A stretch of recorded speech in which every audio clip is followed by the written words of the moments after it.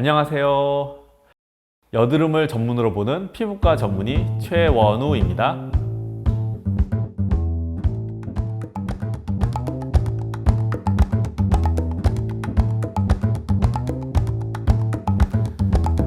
여드름이 많이 난 남자친구를 두거나 여자친구를 뒀을 때 진짜 이렇게 얼굴을 부비고 뽀뽀를 하면 여드름이 옵냐는 질문을 누가 저에게 하셨어요. 진짜 옮을까요?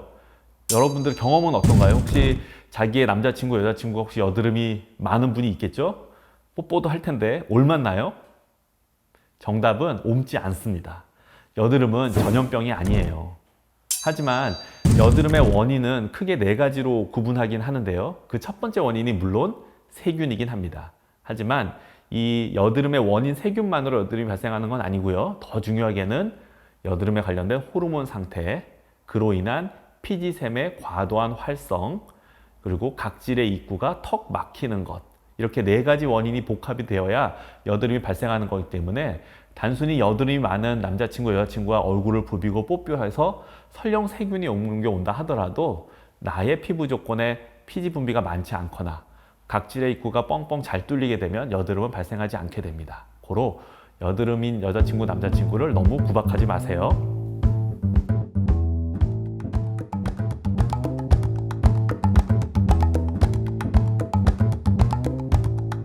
네, 앞에서 설명한 것처럼 여드름의 원인은 크게 네 가지로 정리하는데 그 중에 제1번이 여드름의 원인균이라고 했죠.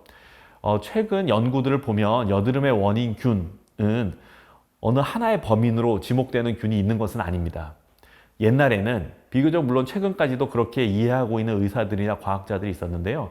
여드름의 원인균이 C. 아크네스, 이 아크네스가 원래 여드름이라는 뜻인데 피부에 살고 있는 C. 아크네스가 여드름의 원인균이라고 범인으로 지목을 했던 때가 있었어요. 하지만 최근에 피부 마이크로바이옴 연구들이 활발해지면서 정상인 모두가 이 C. 아크네스라는 균을 갖고 있다는 사실을 알게 되었습니다. 심지어 정상 피부에 제일 많이 사는 세균이 바로 이 C. 아크네스라는 균이에요.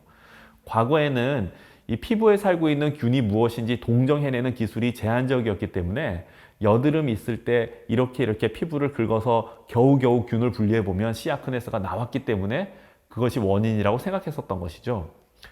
하지만 최근에는 피부를 간단히 문질러서 아주 적은 양의 샘플로부터 엄청난 양의 DNA 정보를 확보할 수 있게 되었기 때문에 그 DNA 정보로부터 피부에 살고 있는 세균들을 전체적으로 다 들여다볼 수 있게 되었습니다. 그래서 얻은 정보를 거꾸로 뒤집어 보니까 C. 아크네스가 정상인에게서도 제일 많이 살고 있는 거예요. 그러면 이제 더 이상 정상인한테 살고도 있는 균을 여드름의 원인이라고 주목할 수가 없게 된 거죠. 그럼 도대체 원인균이 무엇이냐? 모두들 혼란에 빠졌습니다.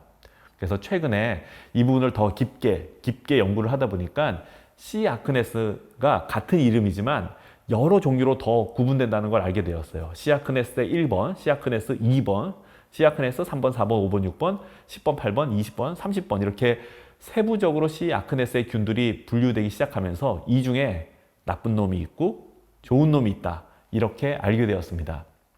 그래서 이 여드름의 원인균으로 주목되고 있는 C. 아크네스 몇 번, 주로는 30번대 균주들이 있고 그 균들의 특성은 대부분 염증을 일으키는 독성 물질을 뿜어내고요. 건강한 사람에게서도 나오는 C. 아크네스라는 균들은 대부분 리보타입 6번부터 낮은 번호의 숫자를 띠고 있는데 이 균들은 잘 들여다보면 독성 물질을 뿜지 않는다라고 하여서 이 원인균 검사를 하더라도 그 원인균의 유전자를 들여다봐서 그 균이 나쁜 균을 가지고 있는 피부인지 좋은 균을 가지고 있는 피부인지를 구분해야 될 시점에 이르게 되었습니다.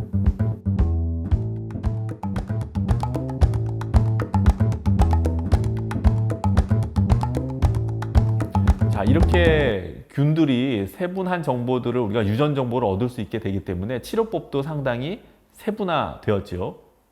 그래서 여드름 치료를 할 때 우선적으로 우리가 알아야 할 정보가 특히 여드름 치료를 할 때 우선적으로 알아야 할 정보는 그 여드름쟁이 피부에 살고 있는 C. 아크네스가 유전 정보로 구분해 보았을 때 좋은 놈을 많이 갖고 있는 피부인지 나쁜 C. 아크네스를 많이 갖고 있는 피부인지에 대한 유전 정보를 알아야 치료를 시작할 수 있게 되었습니다.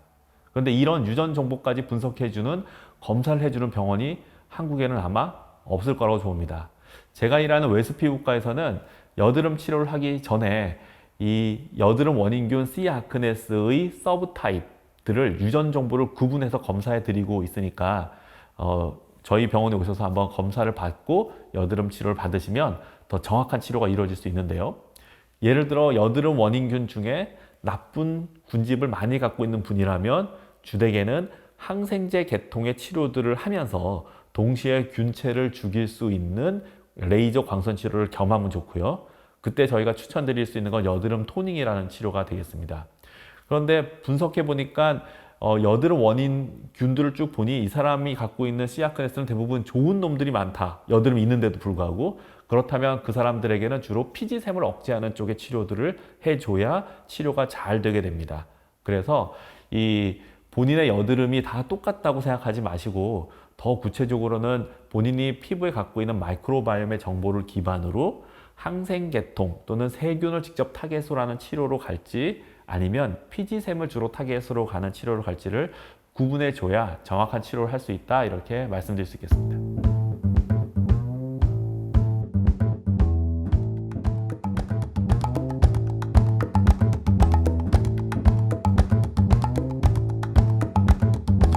제가 일하는 웨스 피부과에서 하고 있는 여드름 토닝이라는 것은 기본적으로 레이저를 이용한 여드름 치료인데요. 말씀드린 여드름 원인이 4개라 그랬죠. 세균, 그 다음에 피지샘의 지나친 활성, 그리고 각질의 입구가 쏙 막히는 거, 그리고 호르몬이나 이런 작용의 염증, 이렇게 말씀을 좀 드렸는데요. 이 중에서 이 여드름 토닝 치료를 레이저로 하게 되면 1차적으로 나쁜 세균들이 죽습니다. 그리고 두 번째로 피지샘의 활성이 낮아집니다. 그래서 여드름의 원인 중에 2개를 목적으로 하는 레이저를 이용한 여드름 치료라고 보시면 되겠고, 그 치료 해온 지도 벌써 거의 한 8년 돼 가는 것 같아요. 근데 저희가 이제 하면 할수록 이 여드름 치료에 대한 성적들이 점점 좋아져서 최근에 이 여드름 토닝을 받고 나면, 대체로 저희가 이거 한 5번 하거든요. 하고 나면 치료 후 대략 한 미니멈 통계적으로 한 8개월 정도는 여드름이 잘 안 나는 것 같아요. 물론 원래 여드름 10개 난다고 가정하는 사람에게서 5번 정도 여드름 토닝하면 한 80% 정도 사라집니다. 100% 깨끗하게 저희가 없애지는 못해도 그래도 상당히 여드름이 줄은 상태가 오랜 기간 유지되는 좋은 치료라고 말씀드릴 수 있겠습니다. 네, 그래서 오늘은 이제 그 여드름, 그리고 여드름은 없는가, 여드름의 원인균으로 지목된 범인들이 요즘 좀 더 이렇게 다양한 유전 정보를 통해서 범인을 좀 더 세분하게 들여다봐야 된다 등의 말씀을 좀 드렸는데요. 만약에 여드름이 나시는 분이 지금 이 동영상을 보고 계시다면 한번 저희 병원에 들르셔서 본인의 여드름 원인균이 뭔지 저희가 무료로 검사해드리고 있거든요. 검사도 좀 받아보시고 상담도 받아보시고 가면 좋겠습니다. 예, 이상 피부과 전문의 최원우였습니다. 안녕히 계세요. 그리고 구독과 좋아요도 많이 눌러주세요.